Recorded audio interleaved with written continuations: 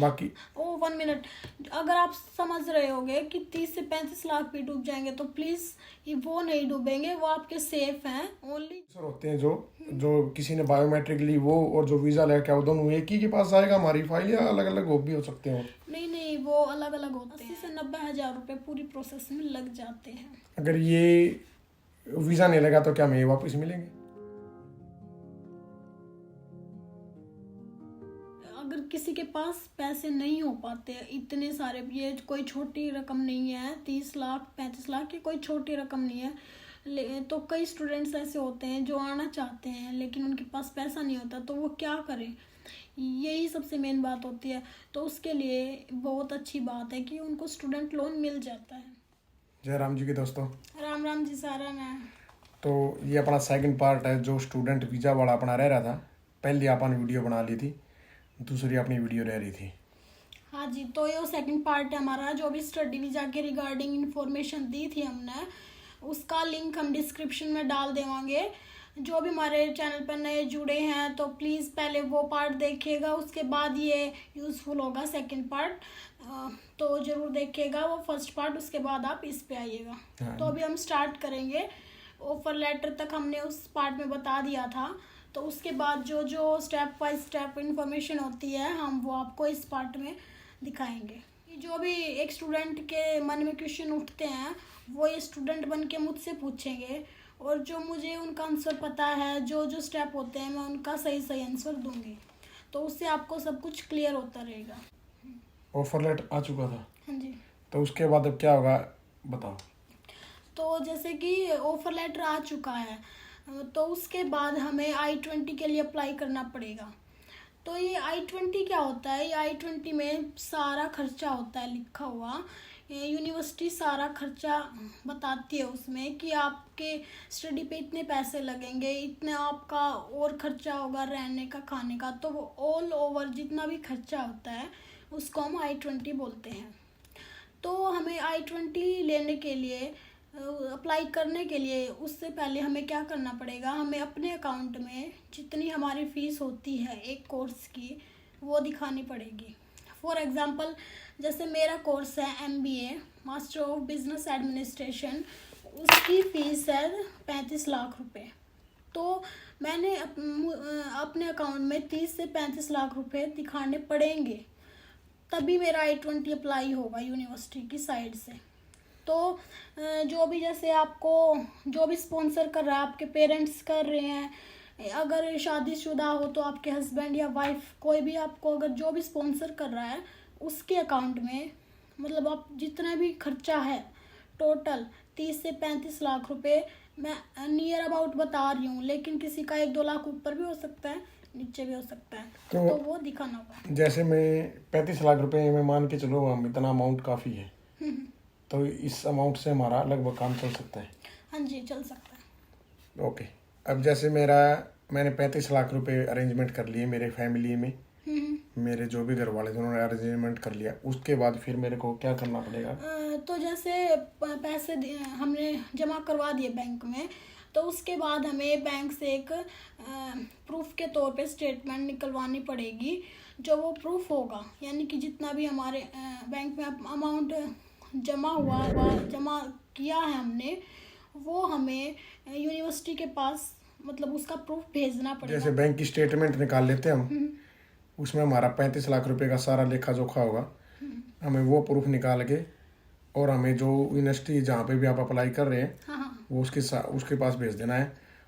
उसके बाद वो फिर आपको I-20, तो उसके बाद हमें यूनिवर्सिटी I-20 दे देगी। ओके, मेंशन कर देना कहीं, जिसे आइडिया लग जाए I-20 होता क्या है। हाँ जी, तो मैं आपको जो मेरा I-20 था उसका फोटोग्राफ सेंड कर दूंगी, मतलब कि इस वीडियो में लगा दूंगी, वो आप देखिएगा, दिख ही रहा होगा वो। तो वो इस फोटो से आपको पता चल जाएगा कि I-20 होता क्या है। हाँ, उसमें क्या कुछ बताया गया है। ओके। हाँ जी। अब जैसे I-20 किसी का आ गया है, कॉलेज ने I-20 दे दिया है, तो उसके बाद फिर क्या करना पड़ेगा, उसको क्या पता चलेगा भाई क्या करना है? ओके, तो उसके बाद हमें वीज़ा फॉर्म होता है, उसको बोलते हैं DS-160 फॉर्म। तो वीज़ा फॉर्म अप्लाई करना पड़ेगा हमें। तो उसकी फ़ीस अराउंड होती है 20,000 20,000 के लगभग उसकी फ़ीस होती है। और उस एक तो DS-160 यानी कि वीज़ा फॉर्म अप्लाई करना पड़ेगा, और एक सर्विस फ़ी होती है, वो कंपलसरी होती है। जो भी इंटरनेशनल स्टूडेंट्स US में आते हैं स्टडी के लिए एक टेम्परेरी टाइम पीरियड के लिए, उसको सर्विस फ़ी भरनी पड़ती है। मेरा एक सवाल है, पूछिए। जैसे 35 लाख रुपए हमने खाते में दिखा दिए, हाँ जी। क्या ये 35 लाख रुपए मेरे सारे ये कॉलेज के पास चले जाएंगे, वो रख लेंगे? नहीं, वो नहीं रखेंगे। जैसे हाँ, ये सवाल बहुत अच्छा पूछा है इन्होंने। जैसे जो भी रकम हम जमा करवाते हैं, 35 लाख हो, 30 लाख हो, कोई भी, तो वो जो अकाउंट में दिखाते हैं, हाँ, तो वो कोई यूनिवर्सिटी नहीं रखेगी। वो बिल्कुल सेफ होते हैं पैसे, उसमें से एक पैसे का भी नुकसान नहीं होता। वो बस हमें I-20 लेने के लिए दिखाने पड़ते हैं, ताकि वो समझे कि इनके पास इतना पैसा है कि ये अपना खर्चा उठा सकें, तो उससे कोई पैसा नहीं कटेगा। तो मतलब हमारे 35 लाख रुपए सेफ हमारे पास। हाँ जी, बिल्कुल। ये हम किसी से मान ले लेते हैं या दिखाने के लिए, तो वो मनी हमारी अब उस बैंक खाते में सेफ पड़ी है वो। बिल्कुल सेफ पड़ी है वो, उस ओके, कोई ये खतरा सिर्फ नहीं। कोई I-20 का एक लेने का वो है। हाँ, बस वो एक जरिया है ताकि हमें I-20 मिल सके। ओके, ताकि कॉलेज वाले पता चल सके कि वो हाँ। ये खर्चा उठा सकते हैं। हाँ, कि इनके पास इतने पैसे हैं। ओके, अब आपने 2 अमाउंट और बोल रहे हैं, ये जो फीस के हैं, क्या वो 35 लाख रुपए हमसे कटेंगे या कहीं से भी भर सकते हैं? ये वीज़ा फॉर्म और हाँ, सर्विस ये फी। जो 2 फीस बताई थी, एक 20,000 रुपए की थी, एक 30,000 रुपए की थी, तो या ये पैसे हमारे जो खाते में 35 लाख है, ये क्या उसमें से कटेंगे या हम कहीं से भी किसी भी अमाउंट से हम मतलब दे के जो भी हम भर सकते हैं? अच्छा, तो ये हम वैसे उसमें से भी कटवा सकते हैं और अलग से भी करवा सकते हैं। इसका कोई फंडा नहीं है कि उसमें से ही कटने ज़रूरी है।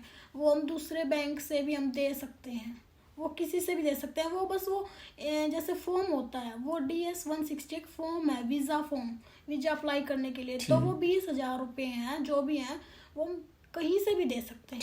ठीक है। अच्छा, मेरा एक सवाल ये है, मान ले किसी के पास कॉलेज की फीस नहीं बन पाती हाँ जी। एक टाइम पे, या क्या नहीं हो पाते पैसे, तो उसका कोई ऐसा प्रोसीजर है जिससे वो अपनी कॉलेज की फीस कंटिन्यू करके अपनी पढ़ाई जारी रख सके यहाँ पे? क्योंकि लगभग हर सेमेस्टर में लगभग कितनी फीस लगती है, आपने कुछ कितने 4 सेमेस्टर होंगे, 8 से 9 लाख 10 लाख मतलब इतने भी लगते तो लगभग 32 लाख रुपए है एक स्टूडेंट के पढ़ाई के खर्चा है। हो जाते हैं इतने। तो ये हमें ऐसा कोई जरिया है कि जिससे हमें ये फीस हमें मिल सके, या कोई ऐसा कोई प्रोसीजर है? ये बिल्कुल है कि हमें अगर किसी के पास पैसे नहीं हो पाते इतने सारे, ये कोई छोटी रकम नहीं है, 30 लाख 35 लाख, ये कोई छोटी रकम नहीं है। तो कई स्टूडेंट्स ऐसे होते हैं जो आना चाहते हैं लेकिन उनके पास पैसा नहीं होता, तो वो क्या करें, यही सबसे मेन बात होती है। तो उसके लिए बहुत अच्छी बात है कि उनको स्टूडेंट लोन मिल जाता है। स्टूडेंट जो आना चाहता है उसको स्टूडेंट लोन मिल सकता है और वो अपनी स्टडी कंटिन्यू कर सकता है, और वो साथ के साथ उस लोन को उतार सकता है। यहाँ पे जब आएगा तो वो पार्ट टाइम जॉब करेगा, तो अपना लोन है उसको। ओके, मेरा सवाल यही है, क्या वो पढ़ाई कंटिन्यू के दौरान उतार सकता है, उसके बाद भी उतार सकता है? बाद भी उतार सकता है, बाद में भी, मतलब वो करता रहेगा। लोन एकदम तो हटेगा नहीं, लेकिन वो आराम से अपना लोन भी उतार सकता है और US में भी आके पढ़ाई कर सकता है। तो मतलब उसकी पढ़ाई कहीं से भी डिस्टर्ब नहीं होगी, वो अच्छा कंटिन्यू अपनी पढ़ाई कर सकता है बगैर अगर कहीं से उसका सोर्स नहीं बन पाता है तो लोन उसको यहाँ मिलेगा या इंडियन गवर्नमेंट या यहाँ कहीं से भी आपका हो सकता है लोन?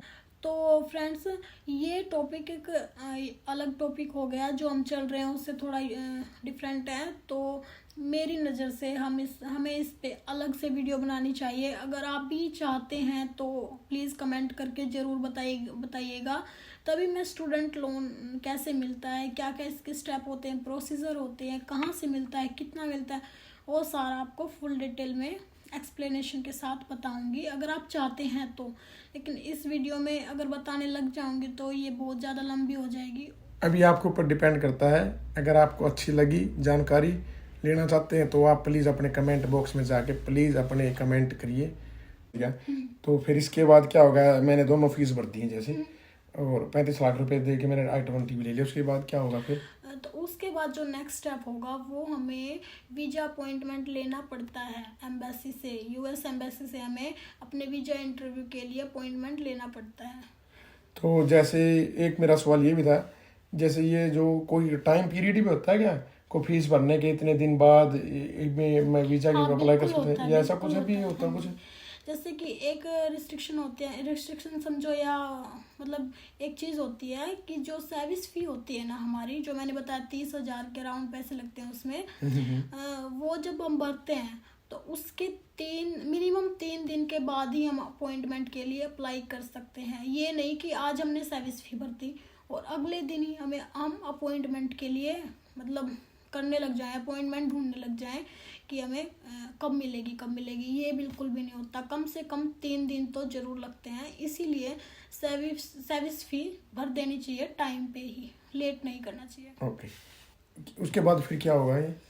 तो उसके बाद हम जैसे अपॉइंटमेंट ले लेंगे, एक पोर्टल होती है, ऐप होती है वीज़ा के लिए, मतलब वीज़ा इंटरव्यू के लिए, जहाँ से हम अपॉइंटमेंट लेते हैं वहाँ से हम बुक कर लेंगे अपनी वीज़ा इंटरव्यू की डेट।